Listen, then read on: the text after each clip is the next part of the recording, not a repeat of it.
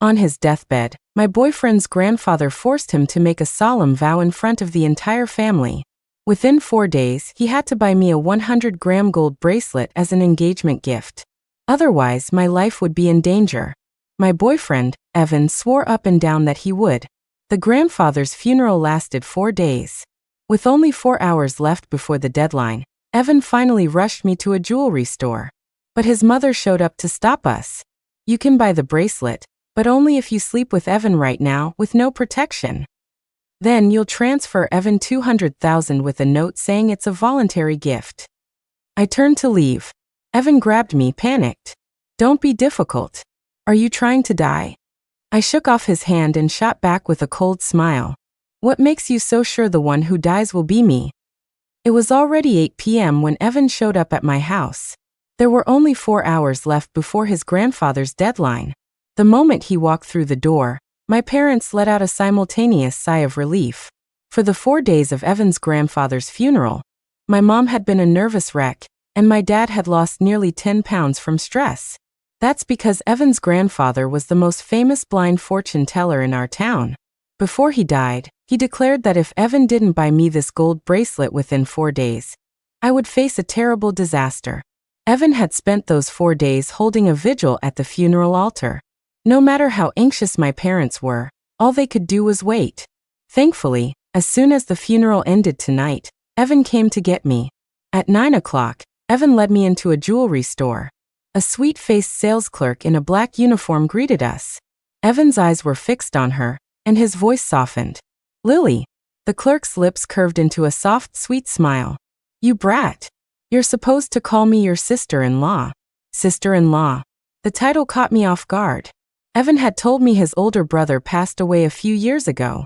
His widow had taken their child and moved back in with her parents.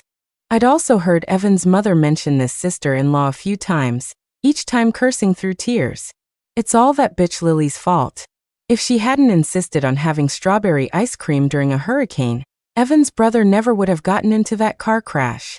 My wonderful son, gone just like that. I had asked Evan about it once. He was quiet for a long time. It was an accident. My sister-in-law didn't want it to happen. She's a victim too. She's actually a really good person, just sweet and a little ditzy. I know you'll like her when you meet her. After greeting Evan, Lily's eyes landed on me. Her own eyes immediately turned red. Manager Lynn? What are you doing here? Her gaze darted between Evan and me, her voice tinged with a barely concealed jealousy. So you're Evan's girlfriend, the one who needs a gold bracelet to save her life. She crossed her arms, a flash of satisfaction in her eyes. Well, sorry about that, but I'm not selling you this bracelet. You'll have to find another store. I whipped my head around to face Evan. Evan, didn't I tell you 1,000 times not to tell anyone about this? Why did you tell her? A flicker of panic crossed his face. Nina, just listen to me. Lily's not an outsider. She's my sister-in-law, and she works at this store. I just gave her a heads up because I thought it would make things go smoother. I never thought she'd.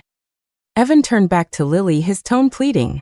Lily, you were the one who said you were short on your sales quota. That's why I drove Nina all the way out here for an hour. All the other jewelry stores around here are closed now. This is a matter of life and death for Nina. I'm begging you. Seeing how protective Evan was of me, Lily's jealousy deepened. I said I'm not selling it. And after that attitude, there's no way I'm selling it to her. Evan's brow furrowed. Lily, what is this all about? Lily's voice cracked as if she was about to cry. Evan, she's the manager I told you about. The one who made my life miserable during my internship. Her pitiful act jogged my memory. Lily, if I remember correctly, you were an intern for 3 months and were late or left early over 40 times. During the holidays, I asked you to send gift baskets to our most important clients. I stressed it over and over, and you still sent them all out COD. But the best part was when the director just asked you to print a contract for a signing. You decided to eat flamin' hot Cheetos while you worked and dripped the red dust right on the client's signature line. The company lost millions because of that deal. And despite all that, I still tried to keep you on because you kept telling everyone you were a single mom. And what happened? You turned around and told HR that you were quitting because no one at the office babied you. I smiled faintly. And that's what you call making your life miserable.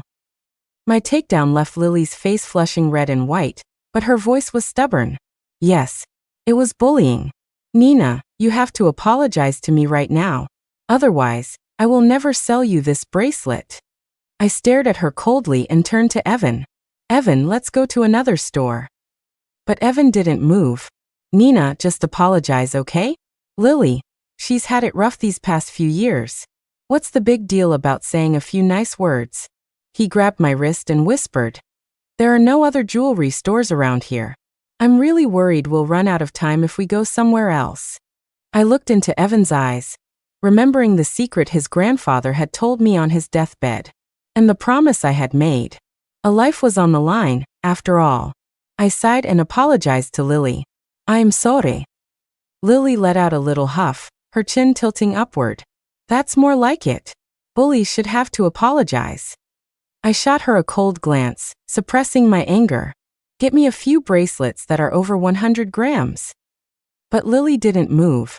Her watery eyes were glued to Evan's face. Evan, you're going to buy her a 100-gram bracelet? Why? Why does she get that? Evan didn't answer, so Lily turned to me. Evan is being kind enough to buy you a gold bracelet to save your life. And you have the nerve to demand a 100-gram one? Are you two getting married or something? Buying a bracelet that heavy? I shook my head. I'm still thinking about it. My words seemed to hit a nerve. She looked up at me. You're not even sure you want to marry him, and you're accepting such an expensive gift? 100 grams of gold. Your greed is astounding. Someone like me, I would never ask a man to buy me something so expensive. I looked right back at her. Lily, my business with Evan is none of your business.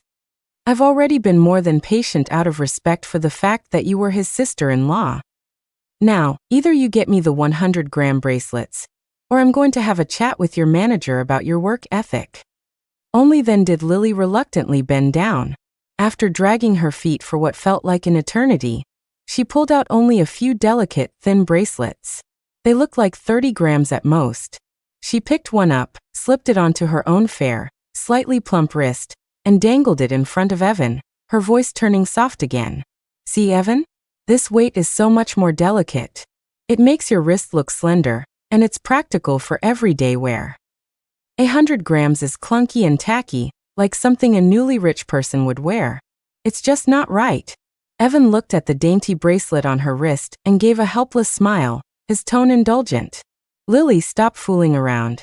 Lily was about to start cooing again. I glanced at my phone and reminded Evan, it's 9:30. Evan gently coaxed her. Lily, be good. Just get the bracelets. I'll owe you one for this. I'll make it up to you later, okay? Lily pouted and shifted unhappily. Evan, I don't mean any harm. I'm just worried you're being impulsive and getting scammed.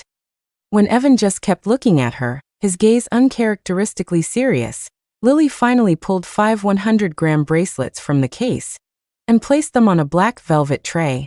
I quickly picked out the simplest, plainest one and said to Evan, this one. Let's pay.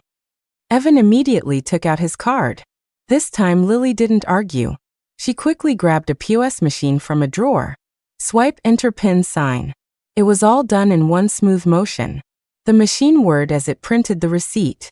Just then, a crisp notification sound chimed from Lily's phone.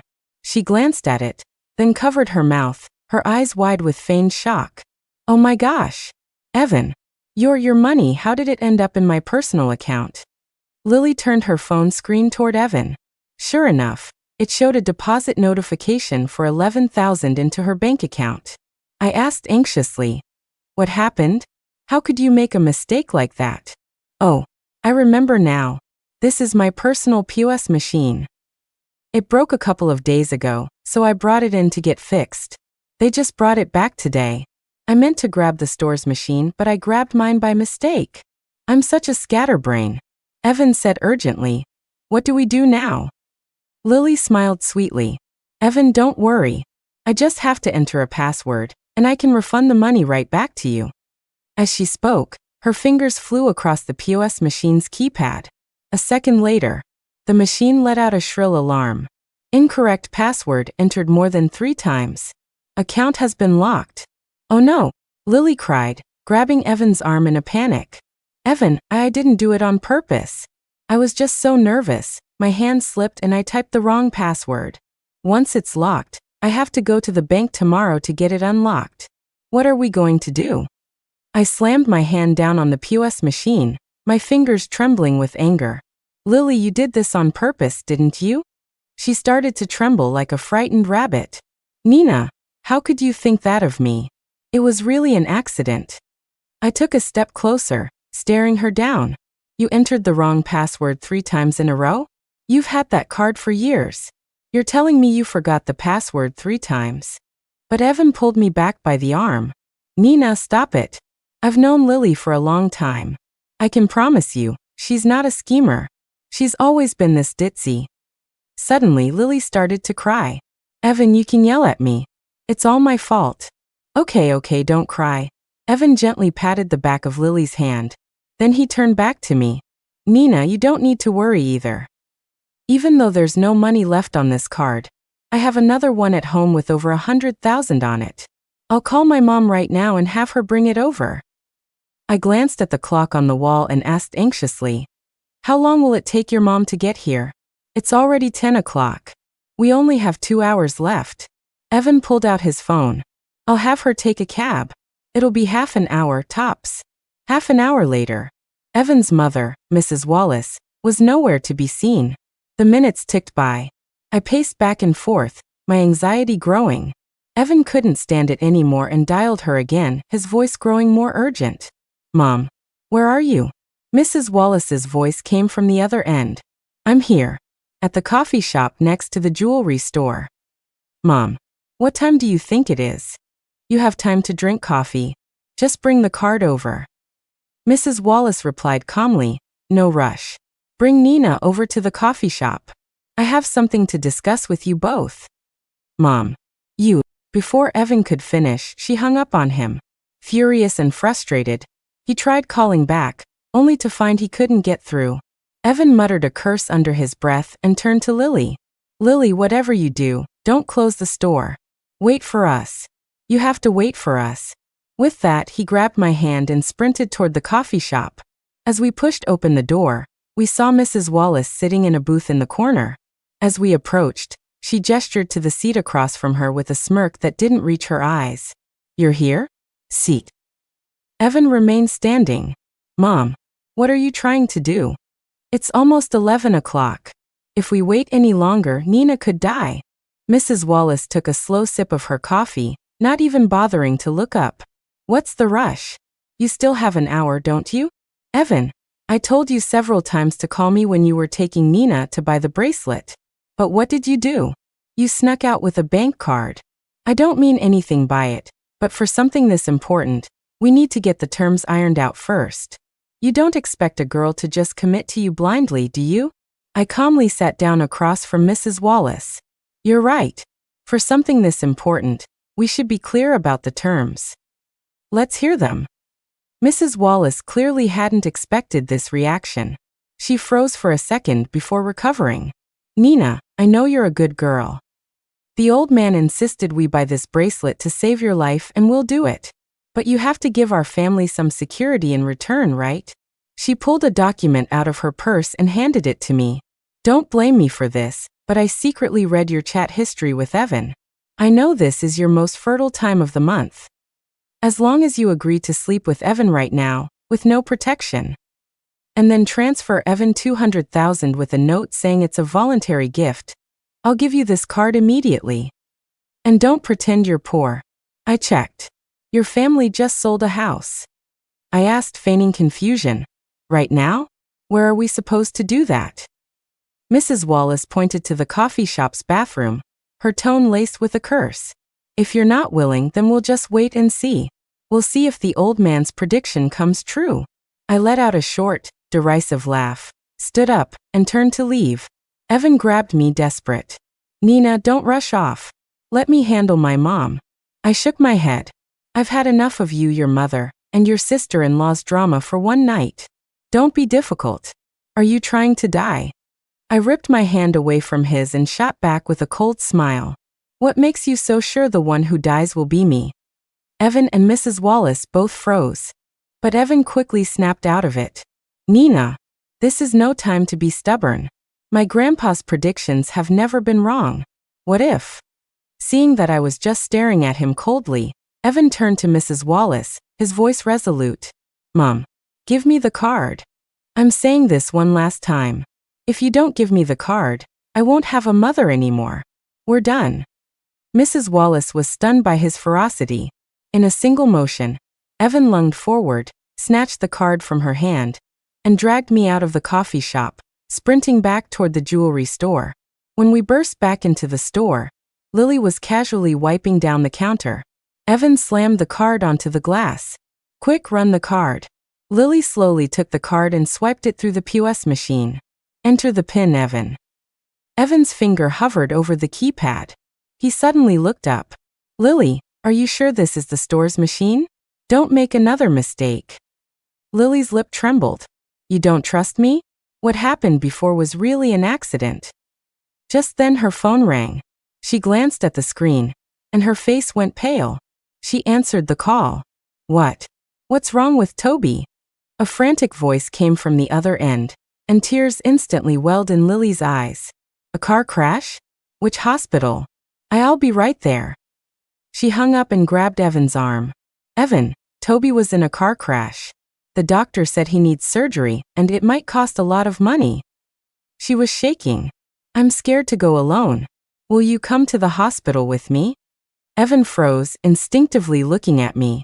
The clock on the wall pointed to 11 p.m. Evan. Lily's voice was shrill. If anything happens to Toby, I don't want to live anymore. Her words hit him like a physical blow.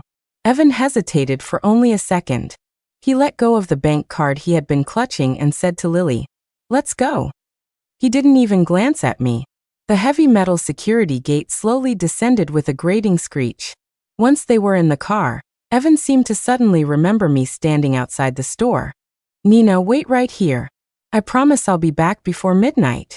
I turned and walked back to the coffee shop. Mrs. Wallace was gone. I ordered a slice of strawberry cake, sat down at a window seat, and began to eat it slowly. It wasn't that I didn't want to leave. It was that I had promised Evan's grandfather I would wait until the very last moment. The minutes ticked by. Finally, the clock on the wall read 11:55 p.m. I figured Evan wasn't coming back. But just then, my phone began to vibrate violently on the table. It was Evan. I answered, and his voice came through, rushed and breathless. Nina, where are you? I'm back at the jewelry store, but you're not here. I'm at the coffee shop. I'm coming to get you right now. Don't bother, I said, spearing the last piece of cake. I'll come myself. I hung up, slowly wiped my mouth, and waved for the check. When I got to the jewelry store, Evan was pacing anxiously outside the closed security gate. The moment he saw me, he rushed over and grabbed my arm. Nina, I'm so sorry. Toby's fine, he just fell and scraped his knee. He spoke in a torrent, his forehead beaded with sweat. It was Lily, she misheard the doctor. He said scraped his skin, and she heard needs surgery. I floored it all the way back here.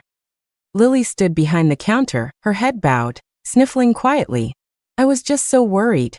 Toby was crying so hard. I had just misheard. Evan ignored her, pulled me into the store, and grabbed the bank card off the counter. Quick, run the card. His finger hovered over the POS machine, about to enter the PIN. Evan. Lily's voice was soft, but it made Evan freeze. She looked up, her eyes brimming with tears. Did you forget what day it is today? Evan frowned. What day? It's my 30th birthday. Tears rolled down Lily's cheeks. You promised me that on my 30th birthday, you'd buy me a 30-gram bracelet to wish me a safe and happy future. Did you forget? Evan's face went pale. He had clearly remembered. I'll buy it for you right after I get Nina's, he said urgently. But it'll be after midnight by then. Lily grabbed his arm, her voice trembling. A birthday wish doesn't count if it's late. It'll only take a few minutes, Evan, I'm begging you. Evan looked at his phone. 11:58 p.m. A fierce struggle played out across his face. A few seconds later he turned to me, speaking rapidly. Nina, there's enough money on the card for both. I'll buy Lily's first. It'll only take a second. There are still 2 minutes left, plenty of time to get yours. I looked at his desperate face and smiled faintly. Whatever you want. Evan breathed a sigh of relief and immediately said to Lily, Quick, pick out a 30-gram one. Lily fumbled to grab a thin bracelet. Evan quickly swiped the card and entered the PIN. The POS machine word, and the screen showed a loading circle. The network's a little slow, Lily said softly, her finger tapping slowly on the screen. Evan stared at the time on his phone. 11 hours 58 minutes and 48 seconds.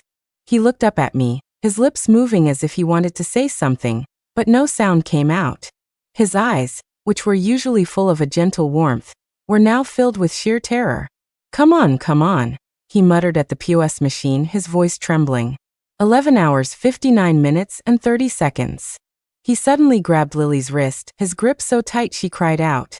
Are there any other POS machines in the store? A backup. Any other machine will do. His voice was hoarse, and a vein throbbed on his temple. Lily shrank back, frightened, and shook her head, her eyes red. No. Evan looked as if all the strength had been drained from him. He let go of her hand and staggered back. He stared at the still spinning circle on the screen, his gaze so desperate it looked like it could burn a hole through it. Please, just be a little faster. The POS machine finally beeped. Transaction successful. But the time on the screen read. 1 second. The store fell silent. Evan slowly looked up at me, his lips trembling. Nina. His voice got quieter and quieter until it broke into a sob, his whole body shaking. I'm sorry. I'm so sorry. I didn't think this would happen, I met his terrified gaze and smiled. Time's up. Evan, you're the one who's going to die. With that, I turned and walked away.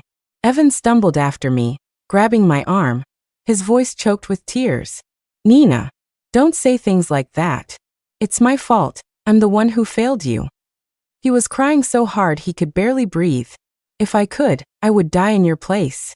I gently pulled my hand away, thinking to myself, actually, you were always the one who was supposed to die. 3 days before Evan's grandfather passed away, he had Evan bring me over for dinner. After the meal, he sent Evan out and called me into a private room. Nina, there's something I need to ask of you. His expression was grave. I've foreseen that Evan is facing a fatal curse in 3 days. My heart clenched. Can it be broken? It can't, but the price is high. He nodded. You will need to commission a golden life thread amulet for him, weighing 888 grams. It must be woven from special golden threads and consecrated at the stroke of midnight to avert this disaster and extend his life. My heart sank, but I said immediately, I'm willing to pay for it. But the old man slowly shook his head, his voice low. It's not just a matter of money. This amulet snatches a soul from the hands of death himself. The one who performs the ritual must pay a price. He paused, then said word by word, as the caster, I will lose 10 years of my life. And you, as the one who commissions it, you will have to give up 3 to 5 years of your own. I thought about it for only 3 seconds before agreeing.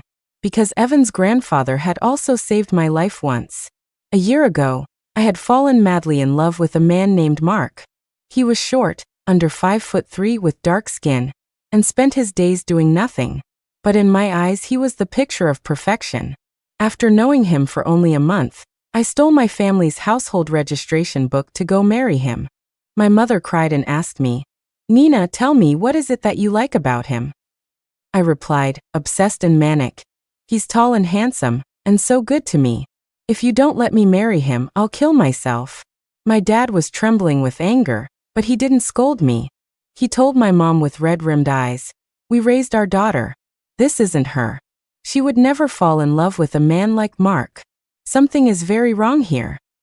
They took me to every hospital, saw psychologists and neurologists, but no one could find anything wrong. Finally, an old classmate of my mother's quietly suggested, what if she's been afflicted by something unclean?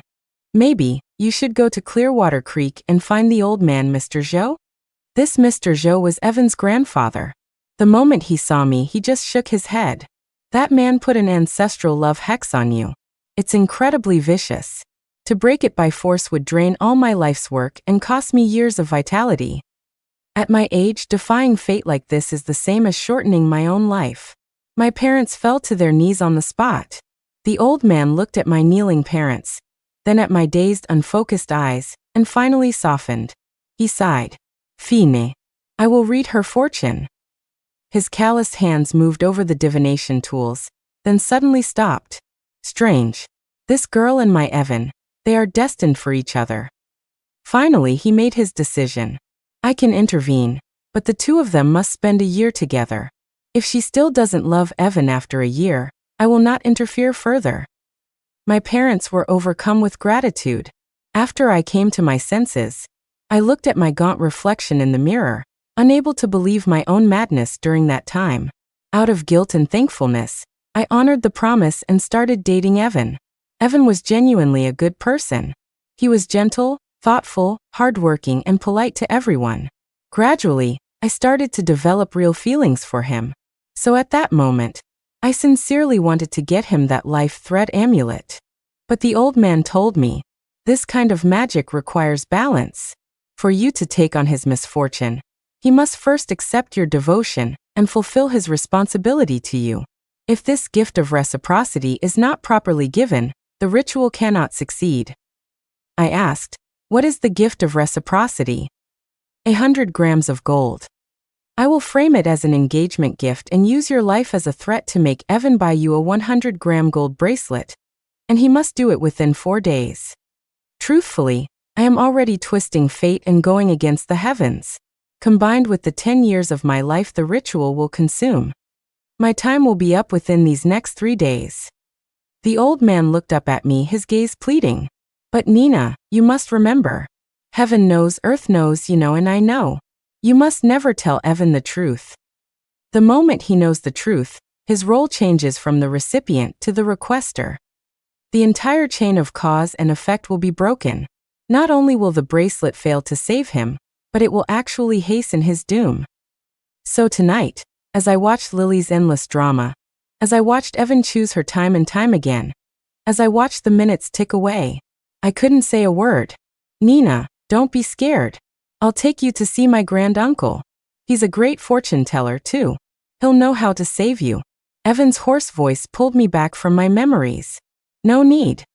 I didn't want to explain. If Evan learned the truth from my lips, who knows what a dying man might do? It wasn't worth provoking him now. I turned and walked into the night, leaving the sounds of his and Lily's crying behind me. When I got home, I took a long, hot bath and then slept soundly. The next morning, my phone showed dozens of missed calls, all from Evan. I was debating whether to call back when his call came through. Nina, you knew all along, didn't you? His voice was urgent and furious. My granduncle told me everything. The gold bracelet was to get a life thread amulet for me. I slowly screwed the cap back onto my hand lotion. So, I could hear his ragged breathing on the other end. You knew my life depended on it. Why didn't you push harder? Why didn't you beg me? Do you just not care if I live or die? I laughed softly, speaking each word clearly into the phone. Evan, if you had cared whether I lived or died over the last 4 days, you had countless opportunities to buy a 100-gram bracelet. And what did you do? When Lily gave you trouble, you chose to coddle her. When your mother made her demands, you chose to hesitate. Even in the last 2 minutes, you chose to buy Lily a birthday present first. Did you ever stop to think that if the prediction had been real, if I was really going to die, how much torture and despair I would have felt last night, watching you choose not to save me, over and over again? I paused, my voice soft but glacial. And now you're asking me if I care if you die? Why don't you first ask yourself who last night, personally threw away his own chances of survival, again and again? The line was silent for so long I thought the call had dropped. I'm sorry. It's my own fault. I did this to myself. With that, he hung up, leaving only the dial tone. 3 days later, Evan was dead. The cause of death was a sudden heart attack. When the news reached me, I was drinking tea. My hand shook, and scalding liquid spilled all over me. Even more bizarrely, his mother, Mrs. Wallace, died the very next day. Also a sudden heart attack. They couldn't revive her. In one day, the family had lost 2 members. Even the cause of death was the same. A sense of unease settled over me like a shroud. I immediately took 3 days off work and went home. I rested at home for 2 days, and nothing happened. After the deaths of Evan and Mrs. Wallace, their family didn't even call me once. But the silence only made my anxiety worse. I mentioned it while chatting with my best friend, Amy, and that afternoon, she showed up with 2 cups of bubble tea. "Nina, you look awful. If you really feel like something's wrong, I have a friend who knows a lot about this metaphysical stuff. Maybe you should talk to him." I hesitated, then shook my head. I'm probably just scaring myself. Though I said it to reassure myself, the knot of fear in my gut never loosened. That night, I tossed and turned, finally falling asleep only to jolt awake at 3 in the morning. I'd had a dream. In it, Evan was standing stiffly at my bedside, dressed in a striking, blood-red wedding suit. His cold fingers brushed against my neck. "Nina, the time has come. I'm here to marry you." The next morning, I told my parents about the nightmare and my growing sense of dread. That very day, they paid a hefty sum to hire a highly respected Taoist master. But the master himself was in Germany for a conference and wouldn't be back for a week. His apprentice, Leo, came instead. Leo walked around my house, then stared at my face for a while, his brow furrowing deeper and deeper. "Your feeling is right." His tone was grave. "There is a dark shadow over you. Within 7 days, you will face a bloody calamity, and it could be fatal." My heart dropped. "But I'm sorry. My skills are too limited. I can't see the specific source of this disaster," Leo said, a look of apology and faint confusion on his face. Just then, Evan's mention of his grand-uncle flashed through my mind. I had a strong feeling this coming disaster was connected to his family. When my parents heard Leo say his skills were limited, their faces went pale. My mom grabbed his hand, her voice trembling. "Young master, what do we do? Please, you have to find a way." My dad quickly supported my mom and bowed to Leo. "Master Leo, money is no object. Even if your master is away, you must have learned something. Please, you have to save my daughter." Hemmed in by my parents, Leo looked a bit flustered as he pulled a stack of yellow talismans from his cloth bag. "Please don't worry. My master left me some protective talismans before he left. I'll place these around the inside and outside of the house. As long as Miss Lynn doesn't step outside for 7 days, the calamity will be averted." He turned to me, his expression serious as he repeated his warning. "Remember, if you want to live, you cannot step 1 foot outside this house, even if the sky is falling." My blood ran cold. Evan's family knew where I lived. To be safe, my parents made a quick decision. They took me and Leo to my late grandparents' old apartment. My grandparents had been retired government officials. Their building had 24-hour security, and no one could get in without a pass. After placing a few talismans around the apartment, Leo left. My parents held my hands tightly, comforting me. "Don't be afraid, Nina.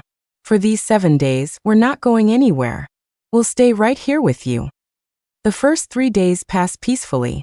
On the morning of the 4th day, my parents' factory was suddenly reported for serious safety violations. As the legal owners, they had to go immediately to cooperate with the investigation. Only after I promised them repeatedly that I wouldn't leave the apartment no matter what did they finally go. Before they left, they reassured me that everything at the factory was up to code, and they should be back in 3 or 4 hours. But by 6 in the evening, they still hadn't returned. Just as I was about to call them, my phone rang. It was my mom. The moment I answered, her tearful, panicked voice flooded the line. "Nina, your dad was in a car accident on the way. He might not make it. We're at City Hospital. You have to come quick." Then, the call was abruptly disconnected. I tried calling back. Her phone was off. I called my dad's phone. Also off. For a few seconds, my mind was a whirlwind of panic, but then, I forced myself to calm down. Something was wrong. If that was really my mother, knowing that I could die if I went outside, she would never, ever call me out, even if the sky were falling.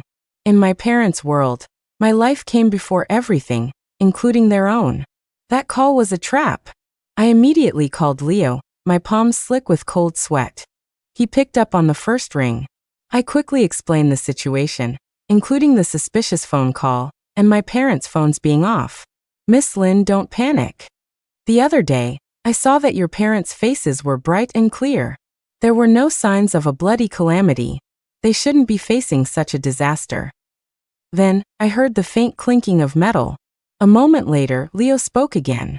I just cast the coins 3 times, asking about your parents' safety. The divination shows peace and stability, with no signs of danger or misfortune. The tension in my shoulders eased slightly, but the doubt didn't completely disappear. So that phone call. That call was definitely a setup. Leo cut me off, his tone certain. The divination doesn't lie. Your parents are most likely fine, just temporarily unreachable. You did the right thing. Absolutely do not go out. And just as he finished speaking, I heard the front door open. My parents were back, completely unharmed. It turned out they had to go into a dust-free, anti-static workshop with the inspectors, and had left their phones in a locker. When they came out, their phones were gone. My mother had never made that call. A chill ran down my parents' spines. They swore that for the next few days, they wouldn't leave my side even if the world was ending. The next few days were quiet. On the evening of the 7th day, my friend Amy started a video call.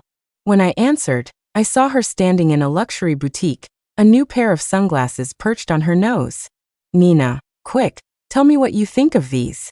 They're the limited edition ones my idol just endorsed.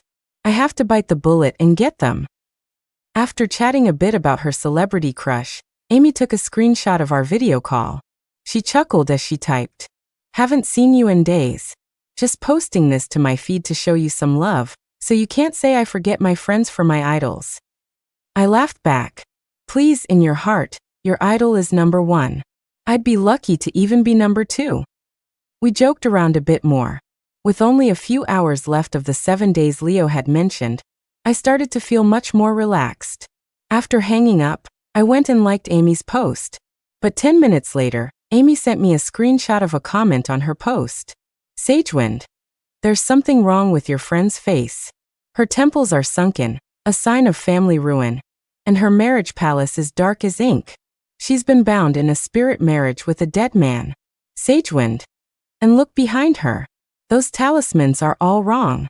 You're sealing the doors and windows to protect the house, but it's actually an array to guide the spirit in. Sagewind.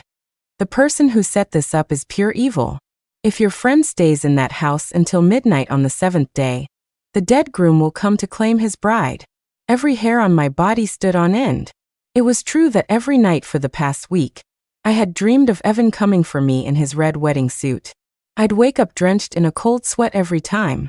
I had asked Leo about it, but he just hemmed and hawed, unable to give me a clear answer. He just kept repeating, "As long as you don't go out, you'll be fine." Amy quickly sent another message.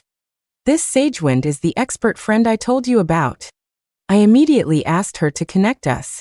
After I added Sagewind, he sent me several messages. "Young lady, you can't stay in that house. You need to leave now. Look closely at how those talismans are placed.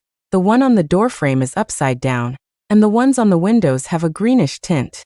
That's not a protection array, it's a soul-guiding array.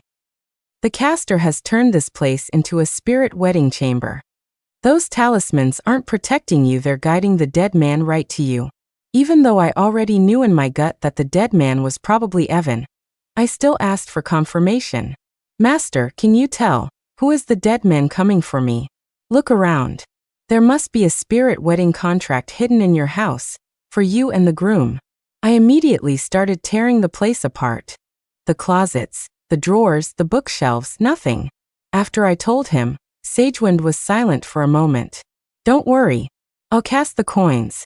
A moment later, he messaged me back.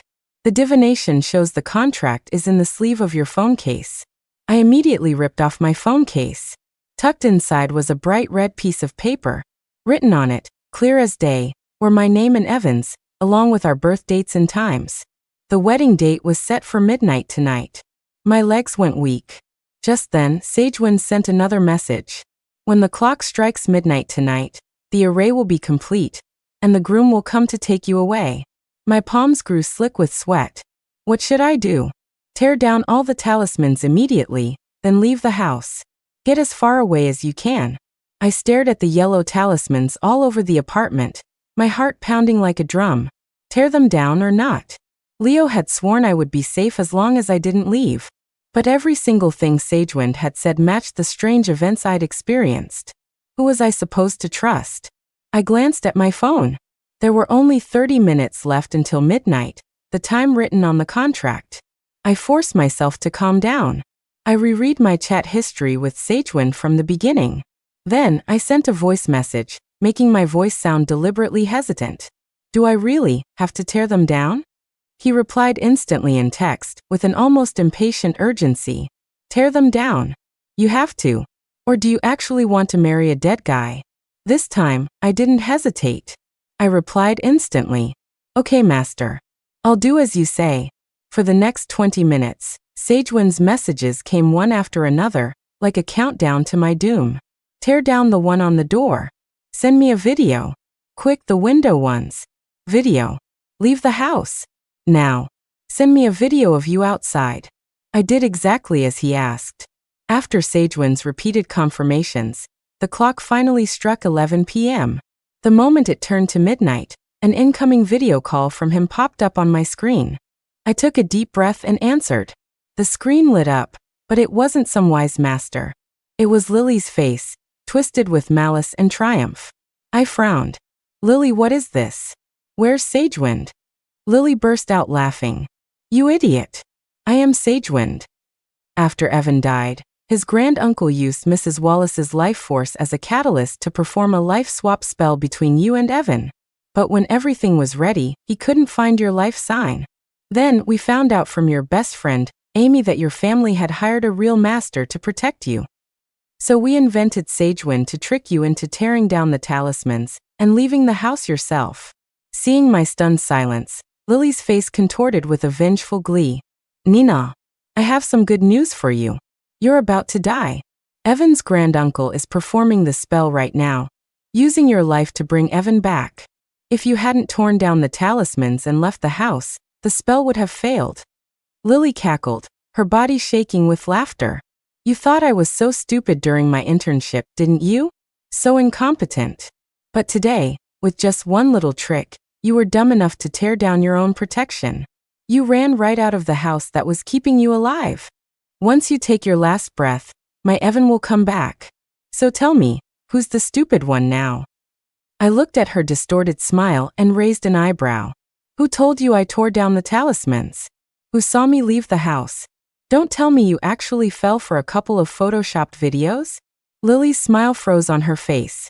A second later, a violent coughing fit erupted from behind her, followed by the sickening sound of someone vomiting blood. Lily shrieked in panic. Granduncle. Granduncle, what's wrong? Leo, who had been standing quietly beside me this whole time, finally spoke. When a caster's spell fails, he suffers the backlash. He won't survive. And those who aid him in his evil work have corrupted their own karma. Their retribution will come soon. The other end of the video call descended into chaos, filled with panicked shouts. The granduncle. He's not breathing. Lily whipped her head back toward the screen, her face a mask of fear and rage. Nina, when did you figure it out? I said calmly. I have an excellent memory. I remember that comment from Sagewind used it's when it should have been it's. When you were my intern, you could never get your and your, or it's and it's right. No matter how many times I told you, you always made the same mistake. Of course, I hadn't been 100% certain Sagewind was Lily, but it was a gamble worth taking. So I had contacted Leo immediately, explained everything, and he had rushed right over. There's just one thing I'm curious about now. I looked at the furious Lily on the screen. Was Amy used by you? Or did she know about your plan and choose to help anyway? Lily, as if finding a final target for her venom, laughed maliciously. What do you think? Otherwise, who do you think put that red paper in your phone case? It was never a wedding contract. It was the catalyst for the life swap spell. So that was it. They had orchestrated a fake romance to trade for my life. Amy, we'll settle that score later. Before I could even think about settling the score with Amy, karma caught up with her first. Her obsessive celebrity stalking was exposed online. It turned out she was a hardcore Saseing fan who had been tracking and secretly photographing her idol for years. Worse, she had caused a 7-car pileup on the freeway while chasing his car. The next day, she was arrested for endangering public safety. In the end, Amy was sentenced to 7 years in prison. As for Lily, after learning that she would face consequences for helping with dark magic, she lived in constant terror. She locked herself in her house, peeking around cautiously just to take out the trash. But you can hide from people you can't hide from fate. One day, while cleaning a sea base at home, she pricked her finger on a fin. Too afraid to go to the hospital, she just dabbed it with some iodine. But the fish carried a deep-sea bacteria that caused a severe infection. By the time her family found her, her entire arm had turned black and necrotic. In the end, she had to have it amputated to save her life. When Leo heard the news, he just said quietly, "Heaven punishes those who aid evil. This is the price she pays for her part in the spell." I stood at the window, watching the traffic flow below. I thought of the old man who gave his life for me, of Evan who missed his chance to live, and of Lily and Amy, who reaped what they had sown. Perhaps this is just how the world works. Good is rewarded, and evil is punished. If it hasn't happened yet, it's only a matter of time.